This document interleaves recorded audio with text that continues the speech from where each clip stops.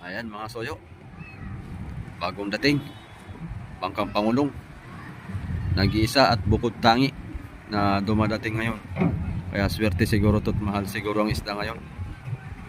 So solo nila yung pagbababa na isda kasi katatapos lang ng butuhan.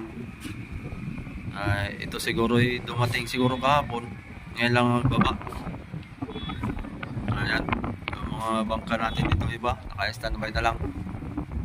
Malakas ngayon ang hanging amihan. Malalaki ang alon ngayon sa Pacific Ocean, kaya hindi pa muna yan makapurma yung mga yan, hindi makapag-arya ng lambat at sobrang lalaki ng alon, masisira ang pupunit ng kanilang mga lambat.